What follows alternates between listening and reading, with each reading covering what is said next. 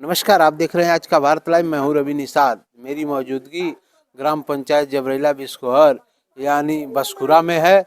यहाँ मेरे पास मौजूद हैं परमात्मा यादव, जो समाजवादी पार्टी के बड़े नेता हैं, जिला विधानसभा उपाध्यक्ष हैं। अजीत यादव जी यहाँ से दोनों लोग चुनाव लड़ रहे हैं।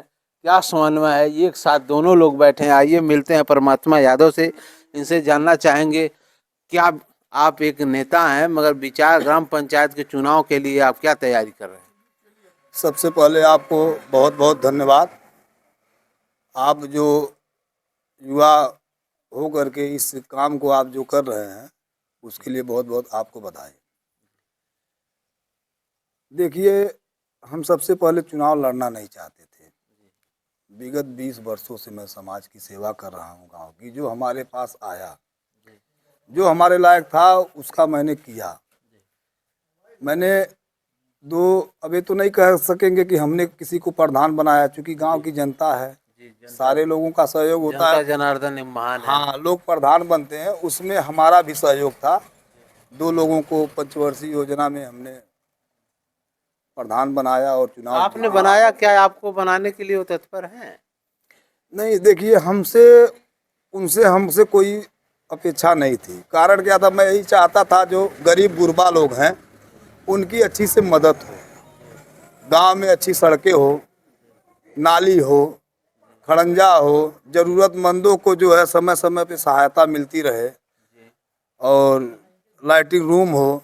लेकिन हमारे देखने में लाइब्रेरी हो, ग्राम पंचायत लाइब्रेरी हो, युवाओं के लिए अच्छा खेल कूद का व्यवस्था हो, और गांव का जो प्रधान हो कुछ सामाजिक क्रियाएं उसकी अच्छी हो, जो बाहर से भी कुछ बजट खींच करके ले आए, गांव का विकास करावे। मैंने देखा 20 सालों में कि जिसको हम लोगों ने जिताया कोई बहुत खास अच्छा नहीं लगा। क्योंकि मुख्यमंत्री का भी वीआईपी शहर है, तो रोडे और सारे ग्राम सभाओं में बनना आप अच्छे होंगे। अपने आप अच्छे होंगे। इसमें प्रधान की हमको बहुत ज़्यादा कोई भूमिका नहीं लगती है।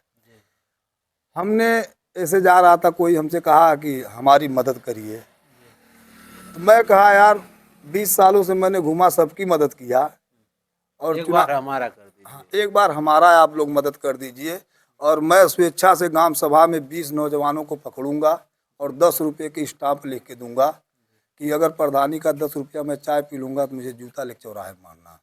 मेरा सिर्फ एक ध्येय है, समाज सेवा करना, नौकों को, खास करके बच्चियों को, उनको आगे बढ़ाना, शिक्षा के लिए प्रेरित करना, और गांव में जो भी राजस्व बजट और केंद्रीय बजट जो भी आता है उसका मूल रूप सुविधाएं देख करके लोगों के प्रति विकास की इतने जिम्मेदारी। प्रधानों को तो केंद्रीय बजट ही नहीं मालूम, उनका क्या क्या वित्त आता है ये भी नहीं मालूम।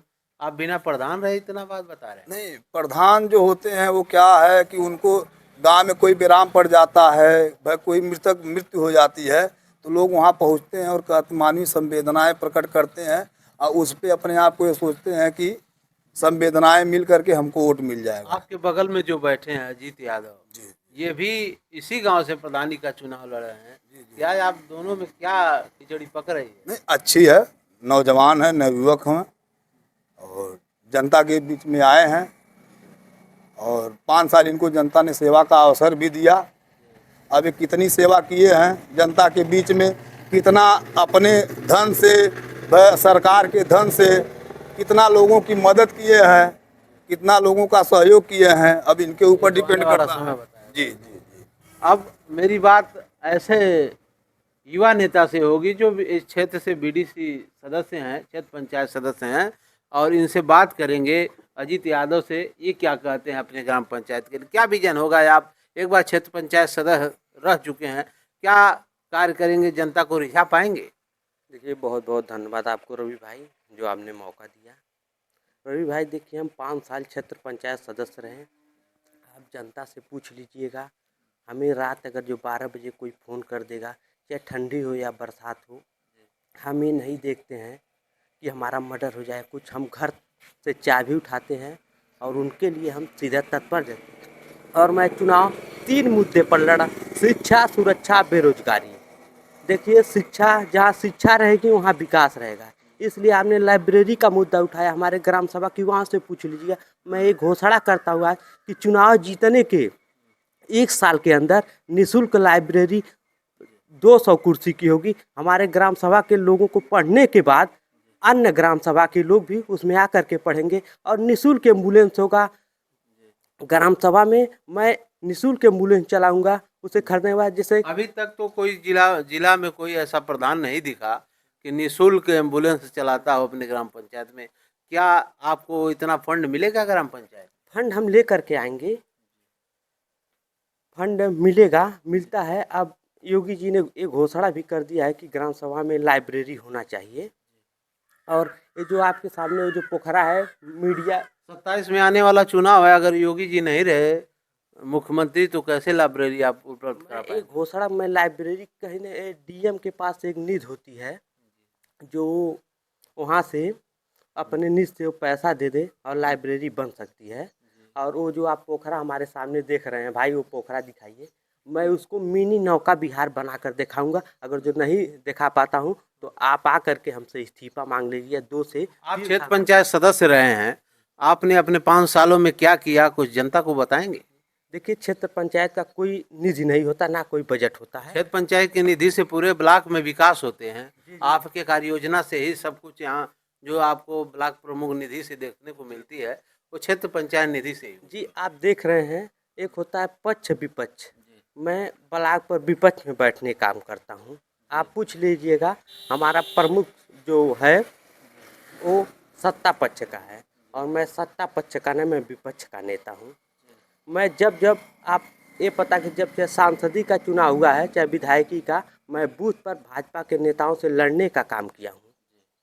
और इसलिए लेकिन मैं और क्या कहेंगे जनता से? जंगलउगल में 100 मीटर हमारे निज से आरसीसी खड़ंजा लगा है, आप जा कर के देख लीजिए, वहाँ शिलापट्ट भी लगा है। और मैं प्रयास कर रहा हूँ कि हमारे ग्राम सभा में प्रमुख निज से 100 मीटर आरसीसी आ जाए। उसके लिए प्रमुख से बात हुई है और पत्रकार साथी हैं राघवेंद्र जी जो सिहा पार के, वो अपने पेपर में निकाले थे। उसके लिए मैं मुझसे और प्रमुख से ब्लॉक पर नोकझोंक भी। और प्रमाता जी क्या कहेंगे, ये जो बातें कहे हैं ये सत्य है कि नहीं?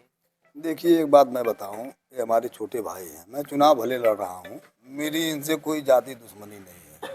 ये प्रत्याशी हैं और हम भी प्रत्याशी हैं। रह गई बात, देखिए, हम उतना ही कहेंगे जो हमारे बजट के अनुरूप काम होगा। हम बजट के अन्यथा कोई काम नहीं कर सकते हैं। जब पद और प्रतिष्ठा हमको मिलेगी, हम जो कर पाएंगे, हमसे हम एक ही बात आपको बोल दिया कि मैं स्टाम्प देने के लिए तैयार हूँ। अगर 1 पैसा 10 पैसा उसमें चाय पीऊँगा तो गांव की जनता एक तरफ एक हाथ में डंडा, एक हाथ में मेरा स्टाम्प ले करके मुझसे सवाल जवाब कर सकती है। मैं देखिए, परमात्मा जी हमारे बड़े भाई हैं, ये हमसे कह रहे हैं कि मैं कह रहा हूँ ना, मिनी नौका विहार और निःशुल्क एम्बुलेंस और निःशुल्क लाइब्रेरी नहीं खोलूँगा। आप आ करके 3 साल के अंदर हमसे 3 साल के अंदर आप हमसे त्याग पत्र ले लीजिएगा। ग्राम सभा में आप जाइएगा, मैं कुछ न रहते हुए, और शायद मेरा काम दिखता है। मैं गांव में कम से कम 10 सरकारी नल दिलवाने का काम किया हूँ। आप जा करके पूछिएगा, बागी में चले जाइए, एक नल आपको मिल जाएगा।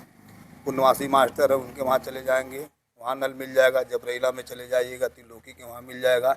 हमारे बगल में 3 नल है, उसको भी मैंने लेकर के काम किया है। उन सब के दरवाजे पे चले जाइएगा, रामदरस के बहुत दरवाजे बड़ी पे चले विडंबना जाइएगा। है कि समाज सेवी जब कोई बड़ा काम करता है तो बड़ा घर ही क्यों ढूंढता है, जहाँ पानी की व्यवस्था नहीं वहाँ क्यों हैंडपंप नहीं लगा? देखिए, हमसे जो लोग जुड़े थे उस समय, मैं भी नौजवान था, लड़का था, और मेरे अंदर परिपक्वता नहीं थी। लेकिन धीरे धीरे जब आदमी की उम्र बढ़ती जाती है तो उसके अंदर अच्छे और बुरे का गुण जो है तुलना करने का आ जाता है। तो ये थे परमात्मा यादव और अजीत यादव, दोनों एक ही ग्राम पंचायत से चुनाव लड़ रहे हैं। इन लोगों के वार्तालाप, इनके वादे आपने सुना। कमेंट करके बताएं कहाँ तक ये सही होगा, कहाँ तक गलत। देखते रहिए आज का भारत लाइव। रवि निषाद के साथ, नमस्कार।